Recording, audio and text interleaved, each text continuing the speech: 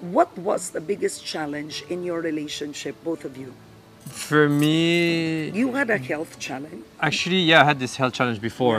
Yeah. Were you battling cancer? Yeah, I A was form? battling cancer. It was a rare form of lymphoma, so the lymphatic system. That was definitely. So when I met Nadine, I was coming back from those 6 months of chemotherapy.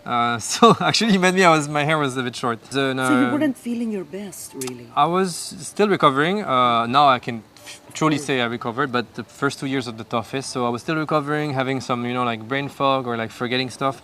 So yeah, when I met her, actually, I didn't know exactly where I was in my life. So it was a bit like, okay, so now I'm with her and everything changes because like- she's not like a normal person. Things like this year was a lot of changes for me for sure. Like You kind of have a glimpse of what it's like. Kaya he didn't want to be, I guess, at first be with someone who was in the industry kasi meron siyang experience with his sister.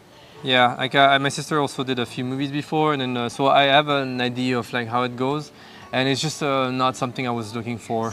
so, Yeah. so just like It my was first, messy also. my first thing was like, oh, this is too much because I'm living Shorgao. I'm living, of course, this is Yeah. kind of like very different from showbiz. That was my first thing, but then I guess in a way, thinking about it, I was like in a weird place where I didn't know what I wanted, or if I wanted to settle down already, or if I barely launched my project. So when I found Nadine, I didn't expect at all to be in a relationship, and then I guess it just happened. Yeah, and then like it was just natural. It just happened. Sorry, pretty I'm much. laughing because I'm What? recalling Iba everything version. now.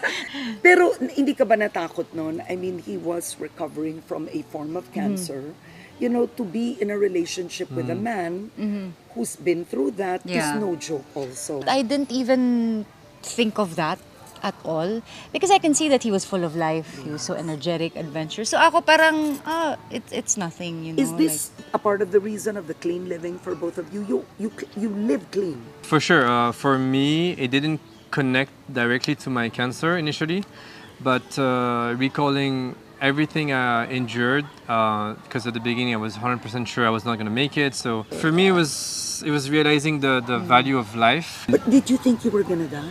Yeah, 100%. I was led to believe that I was gonna die within the next weeks. So like 100%. So I went through all these emotions, like deep fear, like rage, also injustice, unfairness. What does it happen to me? Like I'm not a bad person. I'm doing good stuff. I'm trying at least.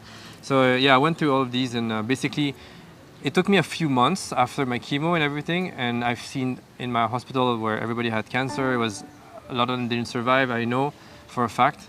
And when I came back to my normal life, I just didn't really think about those until I actually saw footage of like the animal industry and the slaughterhouse, and I saw all those animals lining up and trying to get away, scared, jumping out of the line, hearing the noises of what's happening in front of them.